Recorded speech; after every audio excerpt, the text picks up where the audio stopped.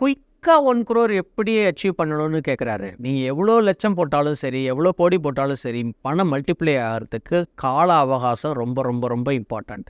So நீங்கள் 10 வருஷம் தான் டைம் இருக்குது அப்படின்னு நீங்கள் சொன்னீங்கன்னா, நீங்கள் அதிக அமௌண்ட்டை இன்வெஸ்ட் பண்ணுற மாதிரி இருக்கும். So wealth equal to amount invested monthly multiplied by time multiplied by interest. என்ன உங்களுக்கு கிடைக்குதுங்கிறத வச்சு தான் உங்களுடைய வெல்த் கார்பஸ் பில்ட் பண்ணுறதை சொல்ல முடியும். சப்போஸ் ஒருத்தர் 30,000 முதலீடு பண்ணுறாரு, 10 வருஷத்துக்குள்ளேயே எனக்கு 1 crore அச்சீவ் பண்ணணும் அப்படின்னு சொல்கிறாருன்னா, நார்மலாக 30,000 ஒருத்தர் முதலீடு பண்ணாருன்னு சொன்னால் ஒரு 12% இன்ட்ரெஸ்ட்டில் ஒரு 10 வருஷத்தில் அவருக்கு வந்து ஒரு 69,000 70 லட்சம் தான் கிடைக்கும்.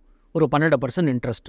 12% இன்ட்ரெஸ்ட்டுங்கிறது ஒரு ஒரு ஒரு அதே ஒரு ஹை ஒரு நல்ல ஒரு இண்டெக்ஸில் ஒரு நிஃப்டி 50ல் போட்டிங்கன்னா ஒரு 12% வரத்துக்கு சான்சஸ் நிறைய இருக்குது.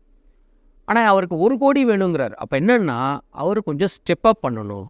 ஸோ மாதம் 30,000 போடுறாரு, அடுத்த வருஷம் என்ன பண்ணணும்னா ஒரு 10% இன்க்ரீஸ் பண்ணணும்.